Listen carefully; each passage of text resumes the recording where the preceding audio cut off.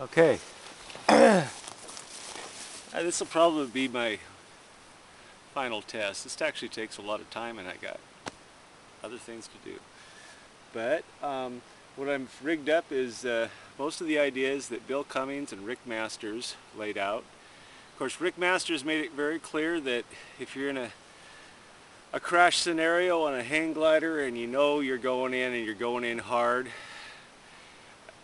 abandon both down tubes, wrap your both arms around one down tube and allow yourself to pivot through, keeping your head in the clean, clear air within a foot or two of the down tube.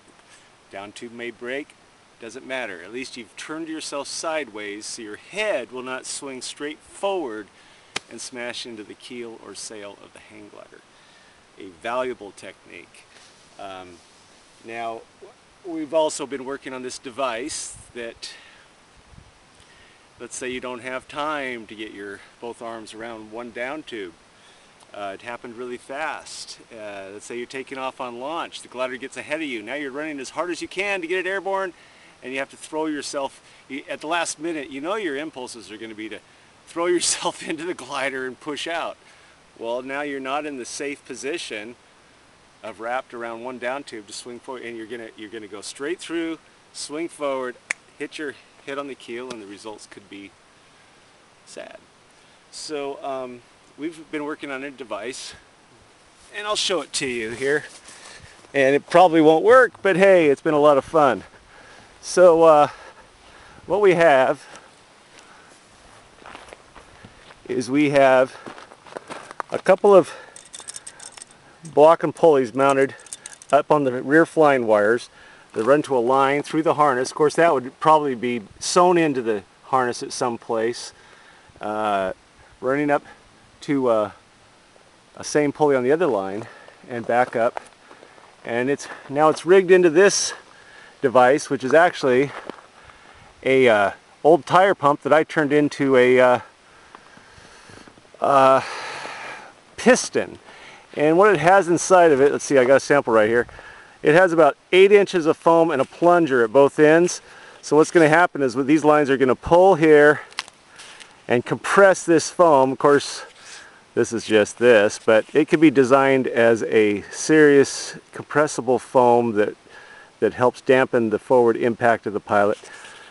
So what's going to happen, hopefully, is because the anchor point is down low on the wires, what you'll see is that will prevent the normal reaction of a pilot swinging up head first into the keel from happening. It will transfer the load from the main strap to these rear lines. And of course I have this rigged so the pilot, I've already laid in it, the pilot can pull forward as far as he wants, and these lines just, you don't even know they're back there. They don't interfere with takeoff, they don't interfere with flare, you don't even know they're there. So we're working on an idea where there's no lines to get in the way or to tangle. And for the first test pilot, on this, I decided to make it Rick. That's right, because I bet he makes a good test pilot. He looks a little scared right now. It's going to be okay, man. It's okay. All right, as long as you say so. All right, yeah, you bet.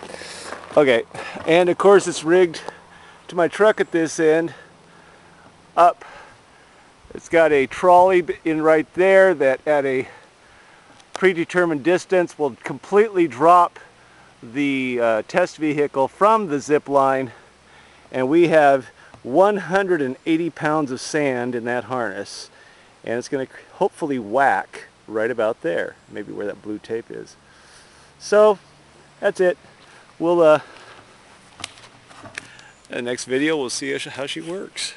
And seriously, I'm taking all this apart because I need my truck, and I don't know if you've seen the sky. I mean, it's not great, but I just saw some paragliders going up and did about a 2-mile flight and landed about 2 miles down the valley. I'm going flying. Okay, enough of this testing stuff. Okay, but we'll give this test a shot. then I'm going flying. All right.